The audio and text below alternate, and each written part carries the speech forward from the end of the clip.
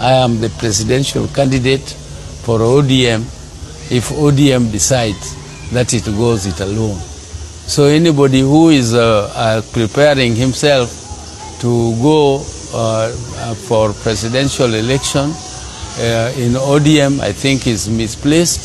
If they want to go for presidential candidacy, they should look for another party. But this particular party, the presidential candidate is already decided.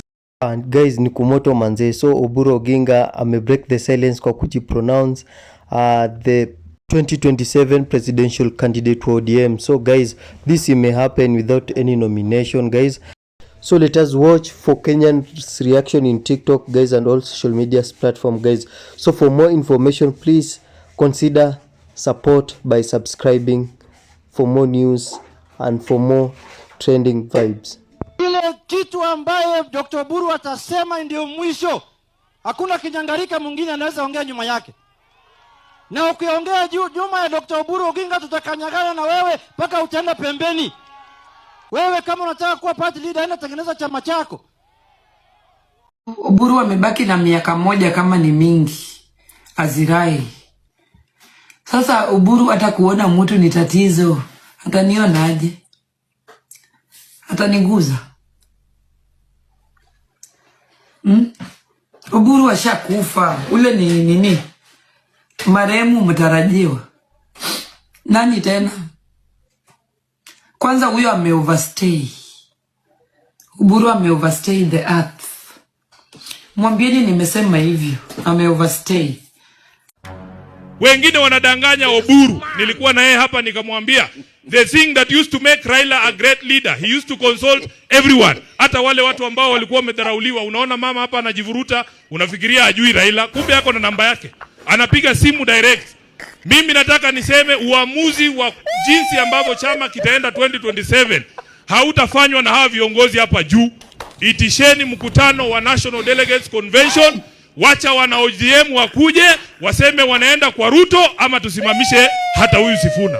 Kwani I wish all Kenyans a very, very happy and prosperous new year. As we begin new year, we take account of the year which is now ending, which is 2025. 2025 has had its ups and downs. We have had losses of lives, but we have also had progress in terms of development. There are quite a number of development which have taken place in Kenya during the year. But on the negative side, we also take cognizance of the loss, the big loss of our party leader, Raila Amolo Odinga, who is also my younger brother, and also the other major events which took place in the country, like for instance loss of some of our dear ones like Ojwang. But we generally make some progress, particularly our party as ODM. Our party ODM, and on their behalf and on behalf of my family, I wish all Kenyans a very, very happy new year.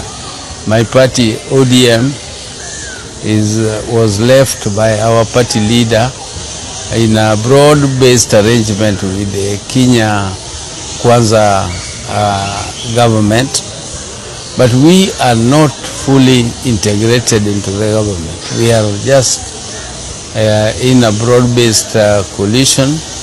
I mean, not even a coalition, but in a broad-based arrangement which does not resolve to a coalition. And we are working very steadfastly to organize our party, to strengthen our party, And we are urging members of our party, particularly after the loss of our leader, Raila Amolo Odinga, to remain united, to remain focused, and to remain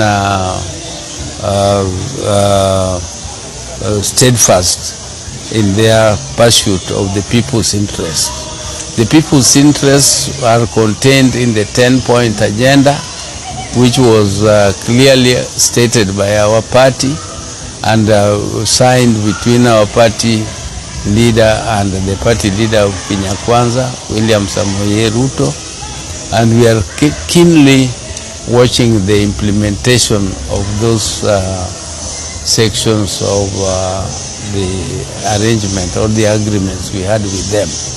Now, as to whether we shall be successful in the implementation, only God knows. We are not yet there, and those who are talking of one term or two term, that is not yet our party policy. Our party policy is to work in unity, to strengthen our party, and work in this broad-based arrangement up to 2027, as was signed and agreed. But as usual, 2026, which we are entering into, is a very crucial year for our party. It is a very, very crucial year for our party because things must be worked out before 2027. Before the end of 2026, we shall have clearly known and made all the necessary arrangements going into 2027. By then we shall have, before the end of the year, our party shall have known whether we are going it alone or we are going to go into coalition with other parties, and we shall have by that time known whom we are going with into the political coalition, if any, or we are going it alone.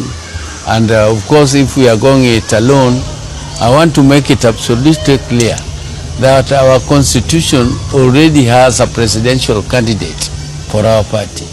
And that presidential candidate is clearly stated in the constitution of our party.